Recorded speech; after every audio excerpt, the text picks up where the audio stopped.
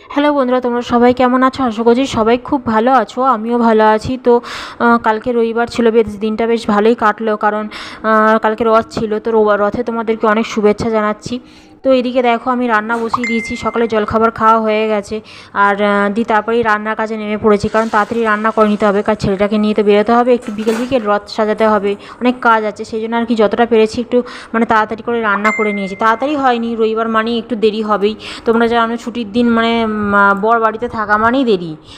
তো যাই হোক, তারপরে দেখো আমি বড়ার তরকারিটা করে নিয়েছি, বড়াটা বেটে। আর আমি চামচে করে ওরকম বড়াগুলোকে ভাজি, কারণ কি বলতো, হাতে লাগে না। আর 2 নম্বর হচ্ছে, আমার বড়ার শেপগুলো বেশ ভালো ভালো গোল গোল মতন ভালো মতো হয়। আমি তাড়াহুড়োতে খুব ভালো শেপটা করতে পারিনি, কিন্তু চামচে করে দিলে খুব ভালো হয়, তোমার হাতেও লাগলো না আর খুব সুন্দর হলো।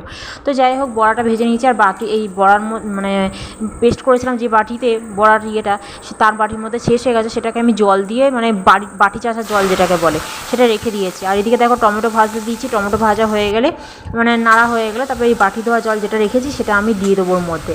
আমি অনেক জায়গায় দেখেছি যে এই বাটি জল মানে ধরো কিছু বাটলাম, সেটা বাটির মধ্যে থেকে গেলো, সেটা আমি জল দিয়ে বা বেসিনে নামিয়ে দিলাম। এরা অনেক জায়গায় দেখেছি করে, কিন্তু অনেকে আবার করে না যারা জানে। আমিও করি না, কারণ আমি শুনেছি যে এরম বাটি ধোয়া জল দিলে নাকি রান্নার টেস্টটা বেশ ভালো হয়। তো যাই হোক, দেখো আমার রান্নাটা হয়ে গেছে, মানে আলু সেদ্ধ করেছিলাম। প্রথমে ভেবেছিলাম আলুটা ভাজবো, তারপরে ভাবছিলাম অনেকটা দেরি হয়ে যাবে আলুটা ভাজতে গেলে, তাই জন্য যতটা পেরেছি তাড়াতাড়ি করে রান্নাটা করে নিয়েছি। তাড়াতাড়ি হয়নি, কারণ রান্না করতে করতে আমার 2:30 বেজেই গিয়েছিলো সেই। তো যাই হোক, আমার আর সকাল সকাল তো আমার চান হয়ে যায়, পুজোও হয়ে যায়, সেই জন্য আর কোনো ঝামেলা ছিল না। রান্না বান্না করে একেবারে খেয়ে নিয়ে তবে কাজকর্ম সব করেছি, তারপরে রথ সাজিয়েছি, তারপরে রথ নিয়ে বেরিয়েছি। তো যাই হোক, তারপরে দেখো পমফ্রেট মাছ নিয়ে এসেছিলো। পমফ্রেট মাছ আমি সাধারণত খুব একটা খাই না। পমফ্রেট মাছ কেন, কোনো মাছই খুব একটা খাওয়া হয় না, কারণ আমি মাছ ভাজতে খুব একটা পারি না, খুব একটা আমি পারি না মাছ ভাজতে। মাছ ভাজতে পারি, মানে রান্নার রেসিপি আমি ইউটিউব দেখে করে নেবো, কিন্তু মাছ আমি কাটতে বা ভাজতে পারি না। তো যাই হোক, বর নিয়ে এসেছিলো মানে বাজার থেকে কেটে বেছে।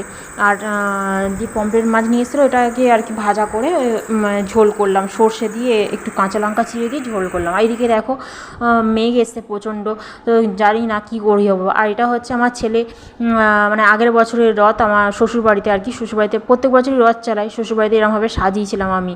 আর যে মালাগুলো ঝুলছে রথের গায়ে, সেগুলো আমার নিজের হাতের তৈরি, আমি হাতে করে তৈরি করেছি। কারণ আমি মালা করতাম, আর অনেক পয়সা কম দিত, সেই জন্য আমি মালা করা ছেড়ে দিয়েছিলাম, কিন্তু মালাগুলো থেকে গেছিলো, কয়েকটা মালা আমার কাছে রেখে দিয়েছিলাম, সেটা আর নিয়ে আসা হয়নি। তো যাই হোক, তারপরেই দেখো আমি এবারে 3তলা রথ কিনেছি, কারণ প্রত্যেক বছর তো হয়, দোতলা কিনেছিলাম আগেরবার, দোতলা রথটা ওখানে আছে, প্রত্যেক বছর দোতলা একতলা এরম চালাই। এই বছর আর 3তলা মানে দোতলা একতলা কিনিনি, 3তলাই কিনেছি। তারপরে দেখো ফ্ল্যাটের লোকেরা সব মানে রথটা টানছিল, টেনে তারপরে ওকে পয়সা দিল, পয়সাটাকে গুছিয়ে আবার রেখে দিল। আর এদিকে দেখো, তারপরে বাইরে বেরোবো বলে রথটাকে নিয়ে টেনে আমার উঠোনে দিয়ে যাচ্ছি, মানে যে ফ্ল্যাটে থাকি সে বাইরেটাই আর কি দিয়ে। ওর বাবা বললো যে বিকেল বিকেল বেরিয়ে যাওয়ার। আমারও কী বলতো, প্রত্যেক বছর আমি মানে রথ নিয়ে বেরোতে বেরোতে সন্ধে হয়ে যায়, কারণ প্রত্যেক বছর ভাসুরের ছেলে এরা সব থাকে, তো আমার বড় তাড়াতাড়ি অফিস থেকে চলে আসে, তো সবাই মিলেই আর কি রাস্তায় বেরোতাম। তো এবছর তো এখানে আছি, তাই এবছর কী করা যাবে, একা একাই আমাকে যেহেতু বেরোতে হবে, তাই জন্য বিকেল বিকেল আমি বেরিয়ে পড়েছি। আর কারণ এইখানে রাস্তাঘাট খুব যে এখন চিনেছি, এখনও পর্যন্ত আমি চিনে ঠিক মতন উঠতে পারিনি, মানে রাস্তায় এখনও পর্যন্ত আমি কিছুটা কিছু ভুলে যাই, মানে রাস্তা চিনতে পারি না। তো যাই হোক, কী আর করা যাবে, সব জায়গায় তো একটু মানিয়ে নিতেই হবে।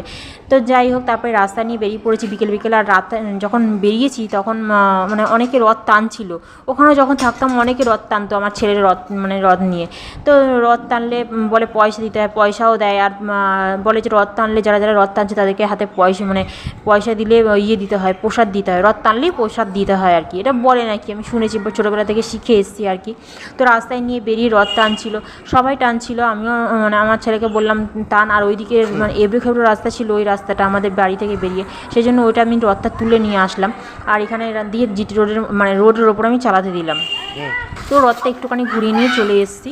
আর এদিকে বিকেল বিকেল ছিল, অনেকেই রথ নিয়ে বেরিয়েছিল, বেশ ভালো লাগছিলো, কিন্তু আমার ছেলের রথটাই সবাই টানছিল, কারণ আমার ছেলের রথটা বড় রথ ছিল তো। আর সবাই বলছিল আমি সাজিয়েছি খুব সুন্দর, কিন্তু আমি সাজাতে পারি না, তাও যতটা পেরেছি সাজিয়েছি। তো যাই হোক, আমার ভিডিওটা জানি না আমি কতটা তোমাদেরকে দেখাতে পারলাম, ভালো লাগলে অবশ্যই লাইক করো, কমেন্ট করো, শেয়ার করো, ঠিক আছে। তো আমার ভিডিওটা আমি এখানেই শেষ করব, তোমরা দেখতে থাকো, ঠিক আছে।